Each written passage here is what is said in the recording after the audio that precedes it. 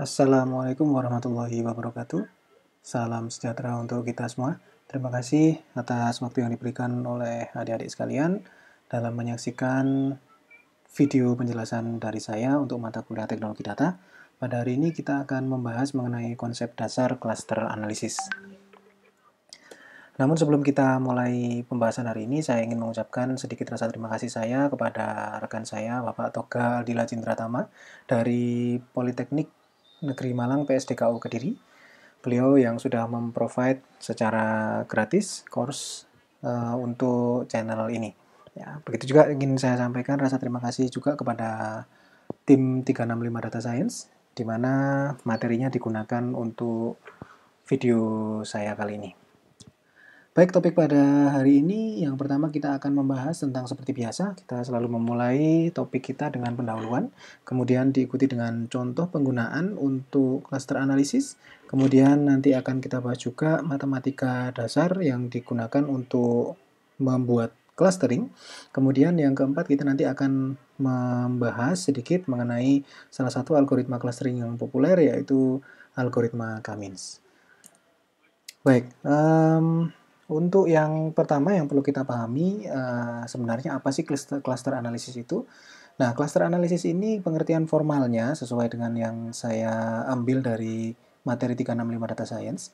Artinya adalah sebuah teknik statistik multivariate yang mengelompokkan observasi berdasarkan fitur atau variabel tertentu yang mendeskripsikannya ya. Nah, di sini yang perlu kita perhatikan adalah dua kata kuncinya. Yang pertama yaitu mengelompokkan dan yang kedua berdasarkan fitur ya. Jadi secara garis besar clustering ini kita ada banyak data, kemudian data itu akan kita buat kelompok-kelompok ya, di mana anggota dari setiap kelompok itu memiliki persamaan dengan anggota yang lainnya di setiap kelompok itu ya. Nah, kemudian fitur sendiri itu apa? Fitur itu bisa kita katakan dia sebagai ciri atau properti atau sifat, dan apabila data itu kita susun dalam bentuk tabel, maka fitur ini bisa kita bilang sebagai kolom ya. Nah, nanti akan saya contohkan. Kemudian tujuan utama dari cluster analisis ini apa? Yaitu adalah mengelompokkan data ya. Dan yang perlu digarisbawahi bahwasanya bukan merupakan tujuan dari cluster analisis yaitu melabeli. Apa yang dimaksud dengan melabeli ya? Apabila kita ingat pelajaran sebelumnya mengenai ini apa namanya linear regression, di mana pada linear regression itu kita akan sebenarnya kita akan membuat label pada data-data yang banyak tersebut, kita akan membuat label, kita akan memprediksi, kita akan menyebutkan, kita akan melabeli suatu data itu pada akhirnya nanti. Kalau contoh yang kemarin itu contoh tentang IPK ya, IPK, maka kita bisa melabeli, kita memberikan label, memberikan sebutan kepada suatu data itu, oh bahwasanya ketika nanti ada mahasiswa yang memiliki nilai UMPN sekian, maka dia IPK-nya sekian. Nah, IPK sekian itu kalau kita angkakan misalkan IPK 3,4 ya, berarti kita melabeli data tersebut bahwasanya data dengan UMPN, nilai UMPN X ini misalkan ya, maka labelnya adalah 3,4. Nah, ini yang kita lakukan pada klasifikasi. Tetapi yang kita lakukan pada clustering ini berbeda ya. Kita tidak melabeli. Maka hasilnya nanti dari clustering ini apa? Hasilnya berbeda dengan klasifikasi. Ketika klasifikasi kita akan memberikan label, memberikan sebutan. Kalau di clustering ini sebutannya tidak ada ya. Hasilnya hanya berupa cluster 1, cluster 2, cluster 3 dan seterusnya ya. Hanya angka-angka generik saja. Nah, kemudian nanti yang menginterpretasi atau menerjemahkan bahwasanya cluster 1 ini apa, cluster 2 ini apa, itu siapa ya? Itu tidak lain dan tidak bukan adalah data scientist-nya ya, jadi orangnya, manusianya. Nah, ini ya. Nah, untuk lebih jelasnya saya berikan contoh ya. Di sini misalkan kita bayangkan ada beberapa negara di sini ya, ada USA atau Amerika Serikat, kemudian ada Inggris, ada Jerman, ada Prancis, ada Kanada, ada Australia ya. Anggaplah ini sebuah dataset di mana di dalamnya ada 1, 2, 3, 4, 5, 6 data ya. Nah, kemudian setelah kita lakukan clustering ya, kita coba melakukan clustering, anggap saja kita lakukan clustering ya. Clustering berdasarkan suatu fitur yang kita sebut sebagai fitur A ya. Nah, tadi di awal sudah saya sampaikan sekali lagi bahwasanya pada clustering itu kita tujuannya mengelompokkan data berdasarkan fitur. Nah, fitur itu apa? Fitur itu adalah sesuatu yang dimiliki oleh data. Nah, kalau kita kembali ke sini lagi, berarti datanya ini adalah data negara-negaranya. Kemudian setiap negara itu punya fitur, punya sesuatu yang melekat pada dia. Contoh misalkan ya, negara Amerika, mereka punya jumlah penduduk tertentu. United Kingdom, mereka juga punya jumlah penduduk tertentu ya. Kemudian Kanada, France, Germany, Australia dan semuanya yang di sini mereka punya jumlah penduduk. Mereka kemudian punya data yang lain seperti misalkan GDP ya atau pendapatan. Kemudian mereka punya data-data yang lain atau karakteristik atau fitur yang lain misalkan latitude dan longitude misalkan ya, letak koordinat mereka ya. Nah, itu yang disebut sebagai fitur ya. Taruhlah sekarang ini data ini kita klasterkan dengan suatu fitur di mana fiturnya ini saya tidak sebutkan ya. Kemudian setelah hasil clustering tersebut dengan menggunakan algoritma tertentu, maka akan menghasilkan kelompok seperti ini. Nah, Amerika Serikat bersama Kanada, kemudian Jerman dan United Kingdom dan France bersama-sama dalam klaster 2, kemudian Australia dia berdiri sendiri di klaster 3. Nah, kira-kira kalau keadaannya seperti ini, maka saya tanya Anda kembali, kira-kira fitur A ini apa ya? Negara ini ya dalam satu klaster yang perlu digarisbawahi adalah dalam satu klaster maka data itu akan memiliki kemiripan ya. Jadi clustering itu sebenarnya dia mengelompokkan data-data yang memiliki kesamaan-kesamaan ya. Kalau dia berada dalam satu klaster, maka dia memiliki kemiripan. Ketika dia berbeda klaster, maka dia memiliki perbedaan ya, ketidakmiripan ya. Nah, sekarang kira-kira kalau seperti ini datanya dikelompokkan berdasarkan apa ya?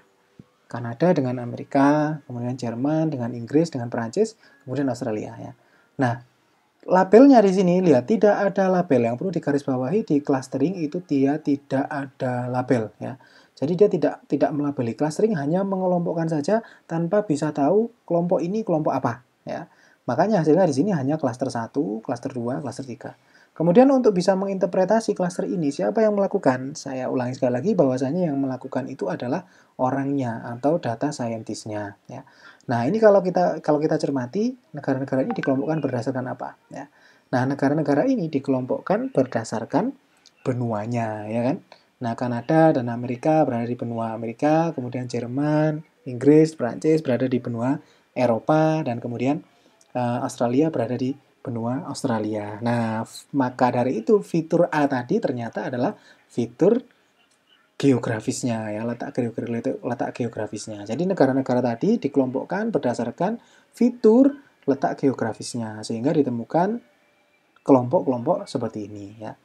Nah, kemudian ini nampaknya mudah ya, clustering hanya begitu saja, tetapi perlu diketahui bahwasanya clustering ini dibilang mudah ya, dibilang agak tricky ya. Tricky itu apa ya? Tricky itu ya bisa harus teliti ya, harus hati-hati ya. Nah, sebagai contoh, kalau negara-negara yang sama ini tadi ya, kita lakukan clustering sekali lagi, tetapi dengan menggunakan fitur yang lain ya, misalkan fitur B. Kemudian akan dihasilkan klaster seperti ini. Nah, kita putuskan untuk membuat dua klaster, kemudian kita gunakan fitur B, kita klaster berdasarkan fitur B tadi, maka akan menghasilkan klaster seperti ini. Ya.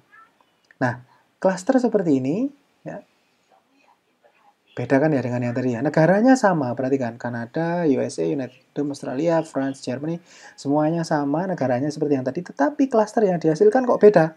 Nah, ini ya, di sini letak trikinya. Jadi, klasternya mau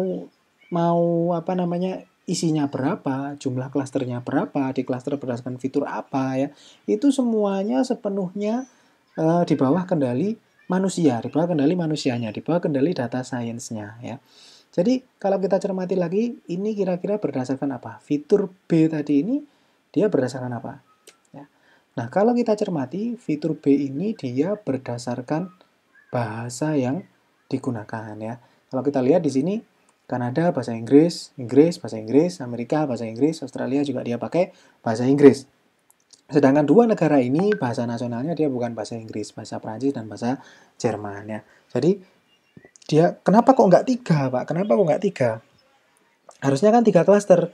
Ada bahasa Inggris, ada bahasa Prancis, ada bahasa Jerman. Kenapa kok di sini 2 klaster? Kenapa nggak 3 klaster? Kenapa nggak 4? Nah, disinilah letak trikinya ya. Disinilah letak trikinya. Jadi untuk sepenuhnya bisa menghasilkan data yang berarti itu itu sepenuhnya adalah kreativitas ya, atau hasil pemikiran penelaahan dari data science-nya. Ya, dari data science-nya, bukan dari programnya. Nah, di sini letak tricky-nya ya. Oke, baik. Sampai sini setidaknya kita sudah ada gambaran ya apa itu cluster analisis ya. Cuman sampai sini gambarannya masih berupa ilustrasi ya, masih berupa kasus yang simple. Sekarang bagaimana penggunaan clustering ini dalam real world ya, dalam aplikasi yang nyata di industri misalkan ya, di dunia pemrograman misalkan ya, atau di marketing ya. Nah, sesungguhnya ada banyak kegunaan atau ada banyak manfaat untuk melakukan cluster analisis ya.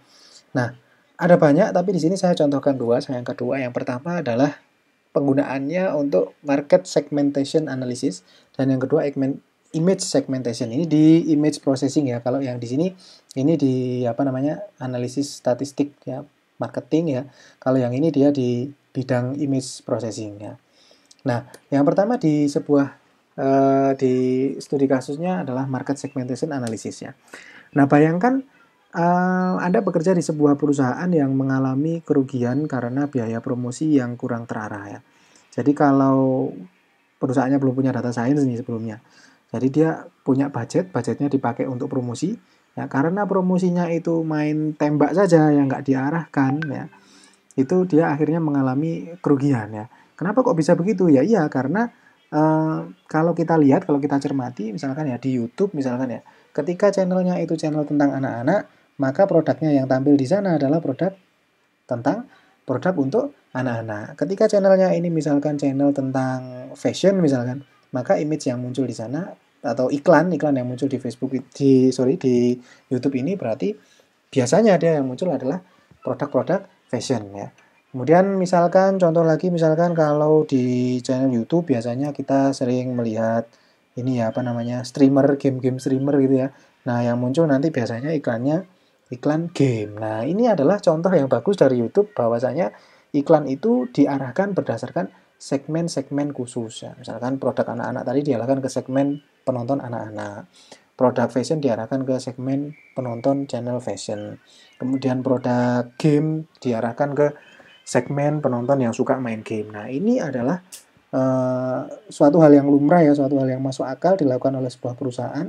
Kalau dia promosi itu, dia bakalan diarahkan ya, segmennya diarahkan. Nah, ini yang dimaksud dengan segmentation ya, market segmentation. Nah, ini ilustrasinya misalkan ya, ada sebuah perusahaan ya misalkan ya, dia belum melakukan market segmentation analysis tersebut, sehingga akibatnya apa, dia ngiklan, dia habiskan duit banyak untuk promosi, tapi promosinya kurang berhasil. Kenapa? Karena dia nggak tahu target produk saya ini yang banyak beli konsumen yang seperti apa. Nah, akhirnya di hire lah sampean sebagai seorang data scientist, kemudian sampean diberikan semua akses data terhadap konsumen-konsumen yang membeli produk perusahaan ini ya dalam jangka waktu promosinya ya. Jadi misalkan mereka promosi misalkan 3 minggu ya. Jadi data 3 minggu itu siapa aja yang beli ya, dia beli berapa ya, itu dikasihkan ke sampean. Sampean kemudian disuruh mencari kira-kira customer seperti apa yang menyukai produk kita ya, menyukai produk perusahaan ini. Nah, ini bisa digunakan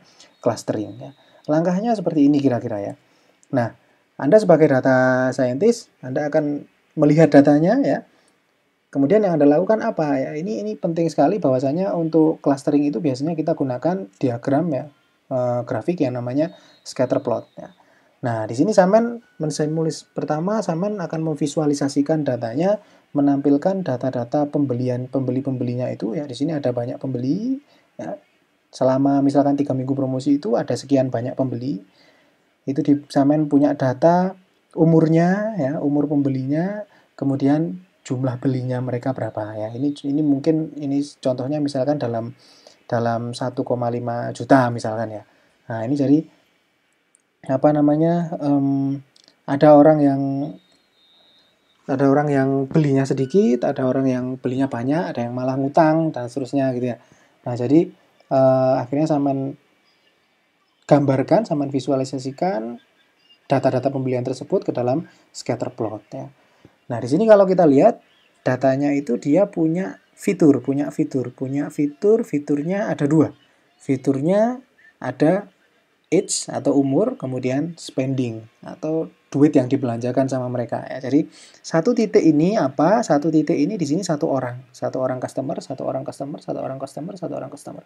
Sebagai contoh misalkan titik yang ini berarti ini menggambarkan satu orang customer berusia 32 tahun mungkin ya, 32 tahun ya. Kemudian dia belanjanya minus ya. Artinya minus di sini mungkin dia belanjanya itu dia harusnya belanja tapi malah nggak jadi belanja, itu berarti dia minus. Atau supaya gambarannya lebih mudah kita lihat lagi misalkan data yang lain. Nah ini di sini, nah titik ini dia menggambarkan customer yang berumur 57 tahun ya, 57 tahun, kemudian dia membelanjakan sebanyak 1,4 jutaan. Nah ini ya, jadi yang perlu sampean pahami dulu untuk membuat clustering, visualisasikan dulu datanya ke dalam scatter plot, di mana di dalam scatter plot itu akan ada banyak titik, yang setiap titiknya itu akan melambangkan satu data. Dan sumbu-sumbunya, baik sumbu X, sumbu Y, maupun nanti ada misalkan sumbu Z-nya,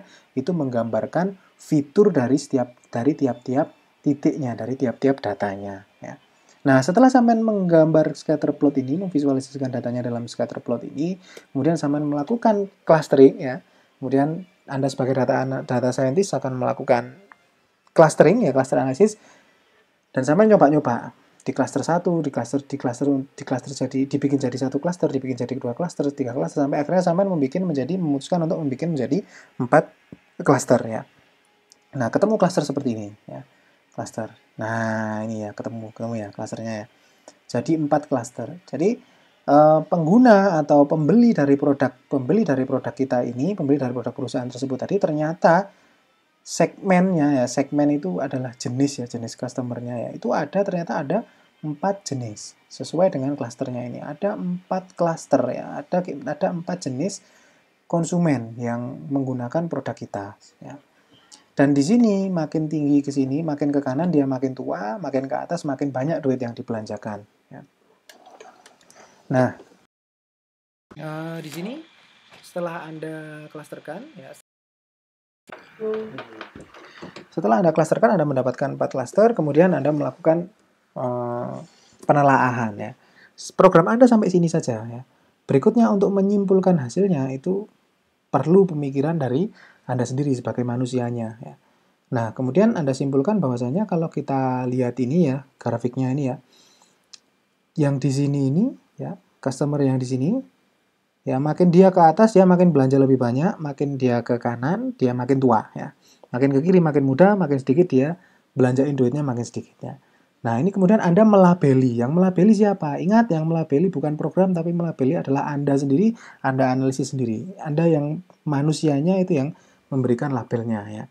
Jadi di sini akhirnya Anda mendapatkan kesimpulan bahwasanya kesimpulan yang pertama, ada 4 segmen ya, ada 4 segmen customer yang memakai produk perusahaan tempat sampean bekerja tadi ya.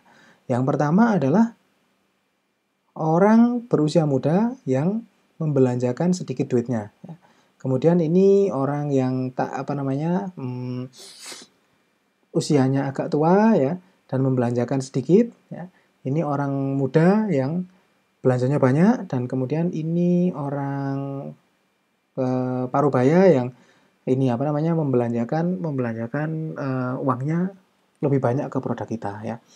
Nah, akhirnya setelah kesimpulan yang pertama tadi ya, ada 4 segmen customer. Kemudian kesimpulan yang kedua adalah dari klaster yang ini tadi ya, dari setelah ketemu kelompoknya ya tadi ini ya.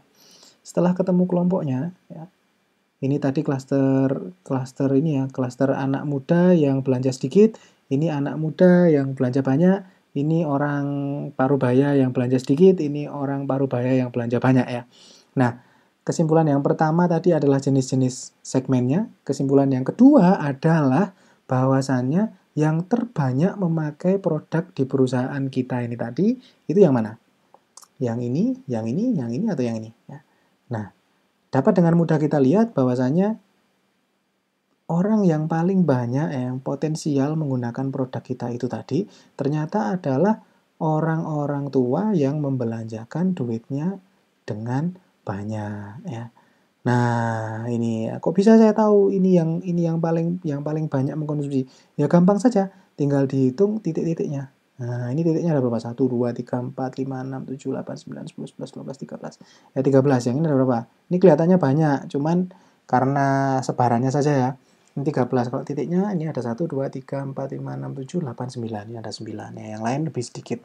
Nah, dari sini, dari hasil market segmentation analysis tadi, kita bisa mengetahui informasi yang berharga.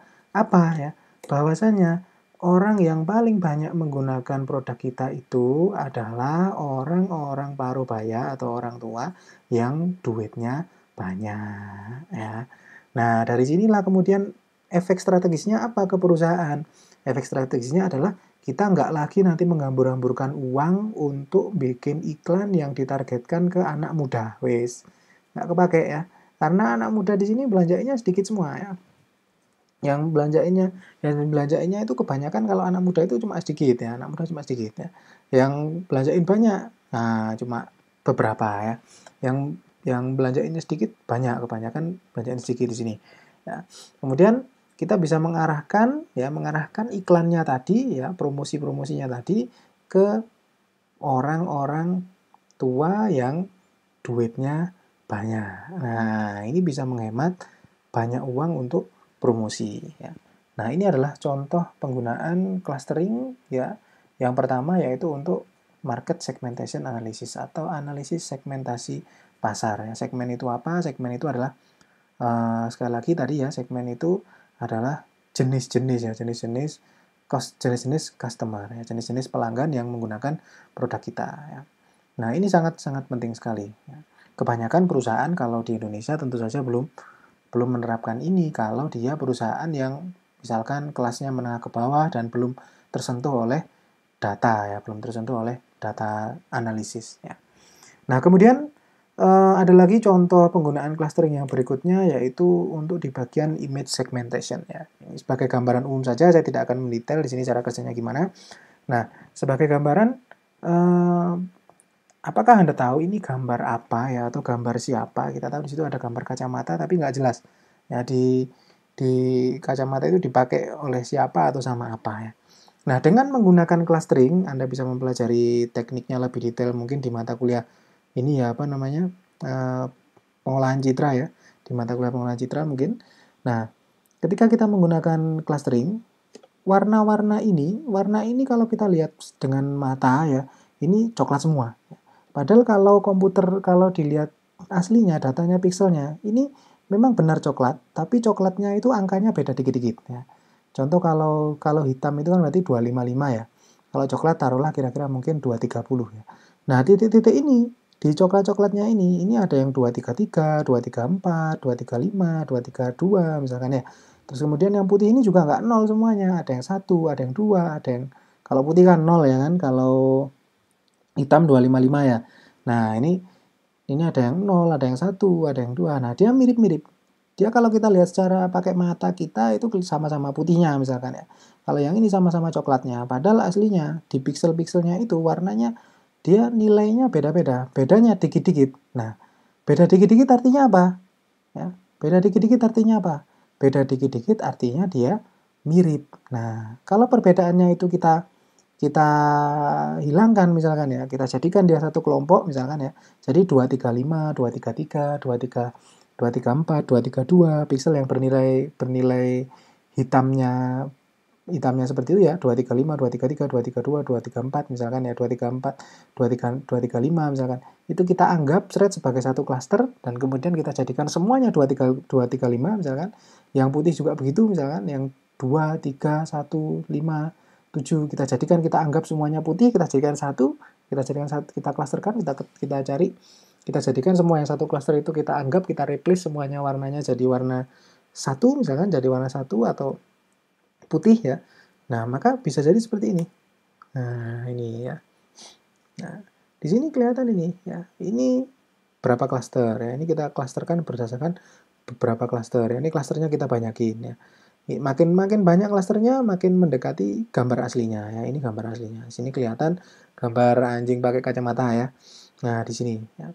Ini gunanya cluster untuk image segmentation. Saya nggak akan mendalam di sini, sama bisa pelajari lebih lanjut di mata kuliah pengolahan citra digital ya. Nah, ini secara garis besar saja. Ini manfaatnya clustering untuk real world application ya, atau aplikasi di dunia nyata ya. Ini untuk bidang visi komputer ya. Nah, di sini ya. Ini kita klasterkan, dianggap warnanya yang sama ya. Jadi 234, 235, 233 ya itu dianggap jadi satu, ini satu klaster ya, satu klaster. Ini satu klaster, ini satu klaster, ini satu klaster, ini satu klaster, ini satu klaster, satu klaster dan seterusnya ya. Itu klasternya. Jadi setelah ketemu klasternya, warnanya di replace jadi satu warna. Akhirnya kelihatan jelas ya batasnya. Nah, ini tadi tentang contoh penggunaan clustering ya. Jadi ada dua contoh tadi di market segmentation analysis sama di ini apa namanya image segmentation ya. Baik, berikutnya kita akan mempelajari dulu tentang dasar ya matematika yang digunakan untuk clustering ini ya. Nah, oke. Ya, sebelum Anda mempelajari algoritma clustering ya, ada dua konsep yang harus Anda pahami secara matematis ya. Yang pertama adalah jarak antar data ya, atau disebut juga dengan Euclidean distance. Kemudian yang kedua itu tentang titik pusat cluster atau centroid ya. Kenapa dua ini penting ya? Karena bagaimana kita menentukan suatu titik itu ikut ke klaster 1 atau satu titik ini ikut ke klaster 2 atau satu titik ini ikut ke klaster 3 ya. Berdasarkan apa ya? Itu sebenarnya hanya berdasarkan jaraknya dia ya, jaraknya dia. Lebih dekat kemana? Lebih dekat ke sentroid yang mana ya. Jadi misalkan kita punya dua cluster, maka kita punya dua titik pusat ya, titik pusat sentroid 1 dan sentroid 2. Kemudian ada data banyak di sekitarnya ya. Kita mau masukkan data tersebut ke mana, klaster 1 atau klaster 2. Maka ini kita harus membandingkan jaraknya dia antara data tersebut dengan sentroid 1 dan data tersebut dengan sentroid 2. Oleh karena itu kita harus bisa menghitung, kita harus tahu caranya bagaimana menghitung jarak antar dua titik ya. Nah, begini caranya ya. Nah, ini ilustrasinya ya. Misalkan ini dasarnya clustering itu sebenarnya menghitung jarak antara dua titik pada scatter plot ya, pada scatter plot. Nah, misalkan ada titik ini ya, titik 1 dan titik 2 ini, kita harus mengetahui bagaimana caranya untuk menemukan jaraknya antara titik 1 dan titik 2 ini ya.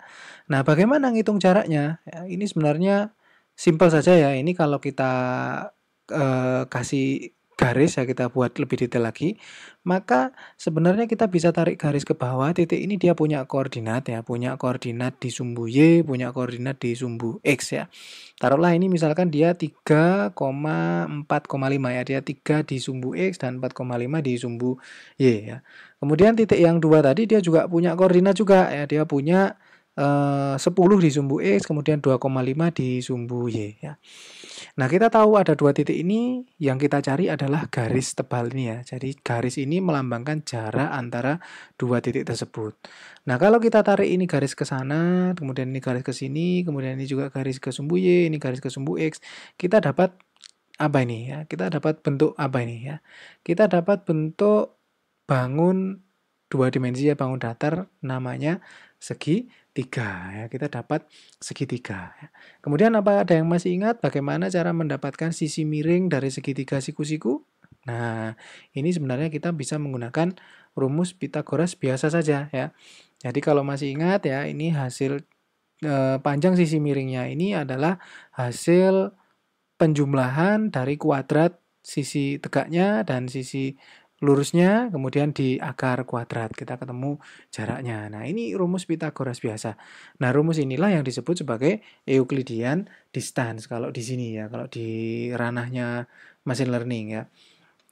Jadi ini ya, ini yang disebut jaraknya. Jaraknya tidak lain dan tidak bukan hanyalah hitungan Pythagoras biasa saja ya, dari dua titik kita tarik garis, kemudian dia menjadi segitiga siku-siku, kita cari sisi miringnya ya. Nah, kemudian Euclidean distance ini ini kalau digenerikan, kalau generalkan bentuk notasinya, dia akan menjadi seperti ini ya. Jadi jaraknya ini tadi ya, jarak panjangnya ini itu dapatnya dari mana? Dapatnya dia dari sumbu Y-nya itu selisih antara sumbu Y-nya titik ini dan titik ini. Berarti selisih, namanya selisih itu berarti diabsolutkan ya kan. Jadi Y1 ya dikurangi Y2 kemudian diabsolutkan atau dibalik sama saja ya. Absolut itu berarti nanti kalau minus dia dijadikan plus ya kan. Ketemu panjangnya ini. Kemudian panjangnya ini gimana? Panjangnya ini dia adalah jarak antara apa namanya? Di titik yang satunya di sumbu X ya, dikurangi dengan jarak titik satunya di sumbu X-nya ya, terhadap X0 ya, terhadap X0. Maka ini panjangnya adalah nilai absolut dari X2 dikurangi dengan X1 atau X1 dikurangi X2 sama saja, diabsolutkan ketemulah jaraknya yang ini ya. Kemudian jaraknya ini untuk mencari sisi miringnya kita kuadratkan dulu yang lurus ya. Kita kuadratkan dulu yang lurus dan yang miring kita jumlahkan ya. Dikuadratkan yang ini dikuadratkan, kemudian Y2 min Y1-nya ini juga dikuadratkan, kemudian diakar ya. Ini sama saja dengan yang ini tadi, 7 kuadrat ini tadi ya. 7 kuadrat ditambah 2 kuadrat, kemudian diakar, ketemu 7,28. Ya sebenarnya 7 ini adalah X-nya ini ya, X-nya titik yang ini dikurangi X-nya titik yang ini dikuadratkan, kemudian 2 ini adalah Y-nya ya, Y-nya titik yang ini dikurangi Y-nya titik yang ini diabsolutkan, dikuadratkan, kemudian diakar ya. Kita ubah jadi notasi, kita generalkan ya, kalau di matematika ini namanya mengeneralisasi ya, generalization ya. Jadi dari angka ini kita jadikan rumus, itu namanya menggeneralkan ya. Ini kita generalkan jadi rumusnya seperti ini. Nah, kemudian di dalam clustering yang perlu dipahami bahwasanya tidak terbatas pada 2 fitur saja adik-adik ya. Jadi kalau tadi di contoh yang sebelumnya tadi ada di market segmentation analysis, di sini hanya spending ya. Fiturnya hanya 2, di sumbu Y ada spending atau uang yang dibelanjakan, kemudian di sumbu X-nya dia tadi ada umur ya. Umur atau age ya. Nah, itu contohnya kebetulan hanya 2 fitur ya. Tapi kalau di clustering yang sesungguhnya, bisa clustering itu dilakukan tidak dibatasi oleh fiturnya. Fiturnya bisa banyak, bisa 2, bisa 3. Kalau 3 berarti ada sumbu, selain sumbu X, sumbu Y, ada sumbu Z-nya ya, X, Y, Z itu ya. 3 dan tidak dibatasi ya. Jadi bisa diklasterkan berdasarkan 4 fitur, 5 fitur, 6 fitur, 7 fitur, dan seterusnya. Nah, kalau fiturnya banyak, gimana Pak bentuk segitiganya ya? Gimana nih Pitagorasnya? Kalau 3 dimensi kan jadinya bukan ini lagi ya, bukan segitiga siku-siku lagi, tapi bisa jadi dia bentuknya berubah menjadi 5 segitiga ya kan. Nah, kalau 4 bagaimana Pak? Kita susah bayanginnya ya, gimana grafik pakai 4 dimensi itu gimana ya, 5 dimensi, 6 dimensi dan seterusnya ya. Nah, itu jangan ambil pusing, rumusnya sama saja ya, rumusnya sama saja. Kalau misalkan 2 dimensi, maka tadi yang ditambahkan hanya 1 ya, selisih X1 X2-nya 1, kemudian Y2 Y1-nya dikuadratkan juga, ini 2 ya. Ini kalau 2 dimensi berarti kurang-kurangan dan kuadratnya ada 2. Kalau 3 dimensi berarti kurang-kurangan dan kuadratnya ada 3, tergantung sumbunya X, Y, Z. Nah, kemudian kalau ini kita generalkan lagi, kita jadikan space-nya ini menjadi bukan 3 dimensi tapi n dimensi ya, n dimensi. Maka nanti ini rumusnya seperti ini ya, hanya fitur 1 dikurangi fitur 1-nya titik 1 dikurangi fitur 1-nya titik 2, fitur 2-nya titik 1 dikurangi fitur 2-nya titik 2 dikurangi dan seterusnya, ini jadi seperti ini ya, titik ini dan seterusnya. Jadi ngitungnya sama aja pada intinya, tinggal dicari selisihnya, diabsolutkan, dikuadratkan, dijumlahkan, kemudian diakar kuadrat ya. Untuk berapapun jumlahnya, untuk berapapun jumlah klasternya ya. Nah, ini tadi tentang Euclidean distance. Kemudian yang berikutnya tentang centroid ya. Centroid ini kalau di fisika namanya center of mass ya. Fisika ini tidak lain dan tidak bukan hanyalah titik di tengah-tengah klaster ya, titik di tengah-tengah klaster yang nanti dijadikan patokan bagi setiap datanya itu dia lebih dekat kemana ya. Nah, ini sebagai contoh misalkan ada data seperti ini, maka kita bisa menentukan centroidnya itu adalah yang ini ya. Bagaimana cara menentukan centroid ya? Nah, itu ada banyak metode untuk menentukan centroid ya. Nah, di sini saya tidak memperdalam itu dulu, kita cukup tahu bahwasanya centroid itu adalah titik tengah dari suatu klaster. Misalkan sampean punya 3 klaster berarti ada 3 sentroid, punya 2 klaster berarti punya 2 sentroid, punya 4 klaster berarti punya 4 sentroid. Dan sentroid ini nantinya akan menjadi acuan ya, akan menjadi sesuatu yang dibandingkan dengan tiap datanya ya. Nah, contohnya misalkan kalau datanya lebih banyak ini seperti ini ya, sentroidnya seperti ini ya. Nah, ini tadi. Jadi Anda harus paham dulu apa itu Euclidean distance dan apa itu centroid. Saya simpulkan lagi bahwasanya Euclidean distance itu adalah jarak antara dua titik. Ya, nggak peduli dimensinya itu mau 2 dimensi, 3 dimensi, atau n dimension, caranya sama saja. Tinggal ditambahkan, selisihnya diabsolutkan, kemudian dikuadratkan, kemudian diakar kuadrat. Ya. Kemudian di pembahasan berikutnya kita sekarang masuk ke algoritmanya sendiri ya, algoritma K-means ya, algoritma K-means. Nah, bagaimana algoritma K-means bekerja? Ini saya contohkan step by step-nya ya. Nah, ada berapa algoritma ya? Ada berapa algoritma yang digunakan untuk membuat cluster analisis ya? Jawabannya ada banyak ya, algoritmanya itu ada banyak ya.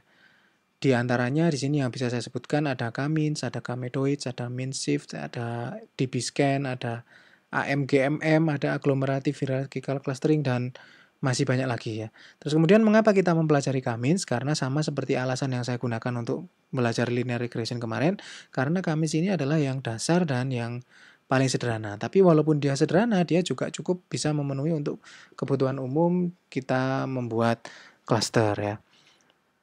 Nah, cara kerjanya ya, ini sangat sederhana sekali. Misalkan ini tadi ada scatter plot seperti yang saya contohkan di market segmentation analysis tadi ya. Nah, pertama-tama yang kita harus lakukan di K-means ini adalah kita harus menentukan mau berapa klaster yang kita buat ya. Contoh di sini misalkan saya ingin membuat 2 klaster ya. Nah, ketika kita sudah menentukan 2 klaster, maka kita harus menentukan 2 juga sentroid awal ya, masih ingat tadi sentroid ya. Jadi kita menentukan 2 sentroid awal ya. Bagaimana cara menentukan 2 sentroid awal? Ini bisa random ya. Kalau bawaannya kami itu random, atau bisa dengan beberapa metode yang lainnya sehingga dia bisa lebih tepat ya. Nah, kita skip saja dulu itu, kita nggak usah tahu dulu gimana cara menentukannya ini. Pokoknya awal kita harus menentukan sentroid awal ya, sejumlah klaster yang kita inginkan. Kalau misalkan kita nanti pada akhirnya ingin buat 3 klaster, maka kita perlu 3 sentroid. Kita membuat 4 klaster, maka kita perlu 4 sentroid. Di sini kita nanti akan membuat 2 klaster, maka saya cukup buat 2 sentroid awal ya. Nah, di sini saya tentukan tadi 2 klasternya tadi itu klaster hijau sama klaster oranye gitu ya.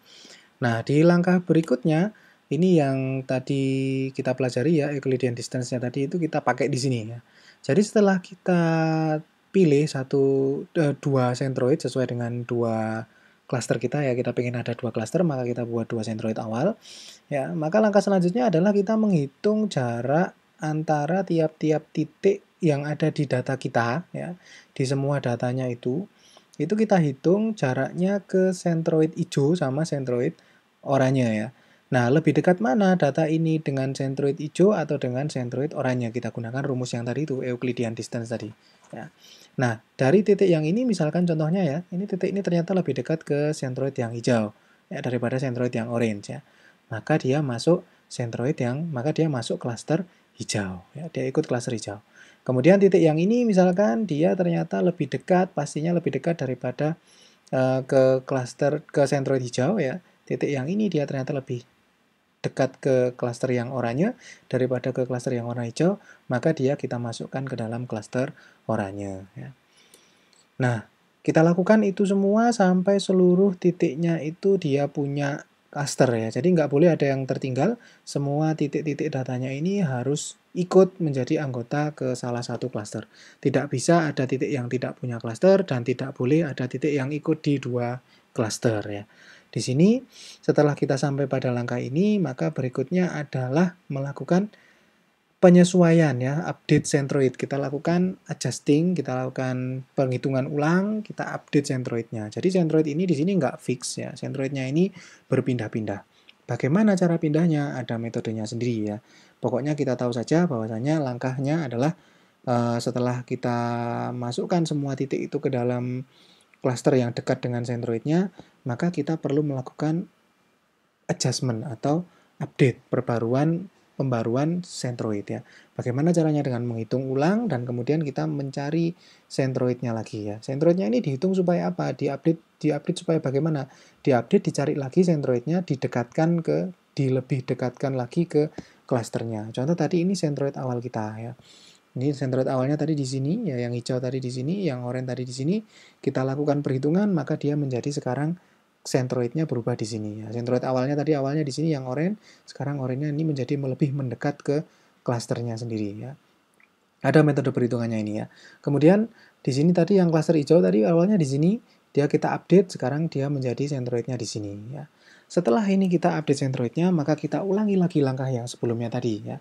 Kita cek lagi setiap data ya, kita cek lagi setiap titik, setiap data itu ke masing-masing centroid yang terbaru tadi ya. Jadi data yang ini kita cocokkan dengan centroid yang ini lebih dekat mana, dengan yang oranye lebih dekat mana. Tentu saja yang ini dia bakalan lebih dekat ke yang hijau ya.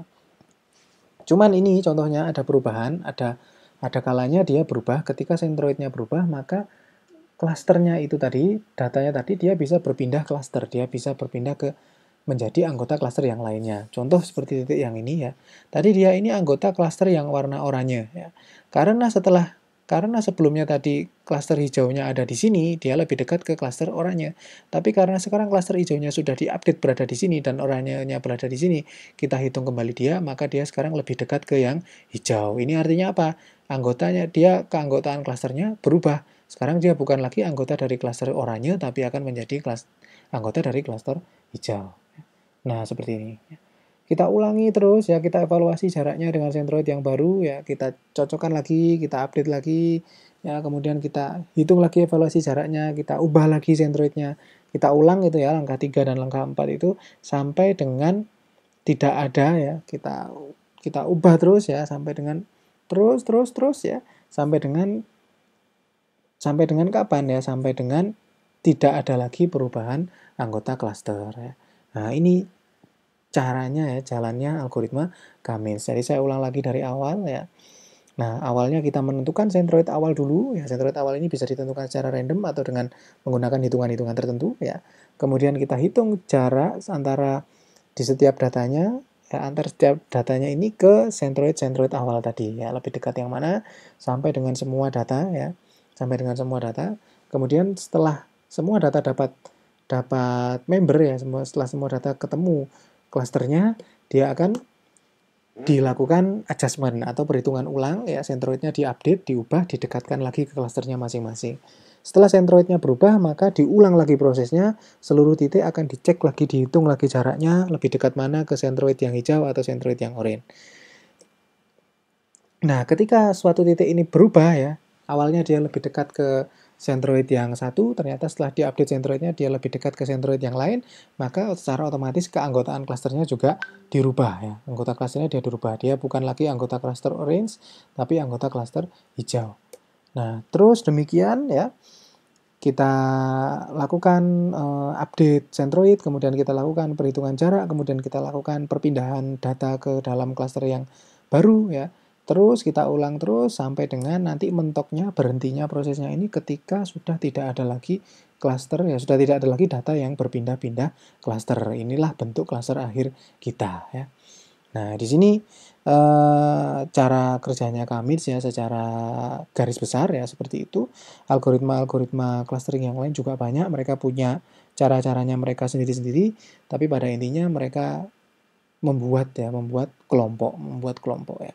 Kalau kelemahannya algoritma Cummins ini adalah karena dia masih harus dipilih ya, dia nggak otomatis jumlah klasternya berapa, harus dikira-kira sama orangnya, misalkan harus 2, harus 3 ya, sampai dengan nanti mencapai klaster yang optimal ya. Klaster yang optimal itu seperti apa ya? Klaster yang optimal itu adalah klaster yang jarak antar titik-titiknya ini dekat ya, dan jarak antar klasternya itu jauh. Ya. Makin jauh jarak antar klaster dan makin dekat jarak antar anggota klaster, maka makin optimal klasternya. Ya. Sini tidak perlu kita bahas ya. Nah, ini tadi garis besar tentang cluster analisis dan algoritma Cummins ya. Terima kasih atas waktu yang disempatkan oleh adik-adik sekalian untuk menyaksikan video ini. Semoga apa yang kita pelajari hari ini bermanfaat. Ya, saya mohon maaf bila ada kesalahan. Dan apabila ada pertanyaan seperti biasa, silakan adik-adik mengontak saya, bisa lewat WA, bisa lewat email, terserah. Ya, terima kasih atas perhatiannya. Assalamualaikum warahmatullahi wabarakatuh.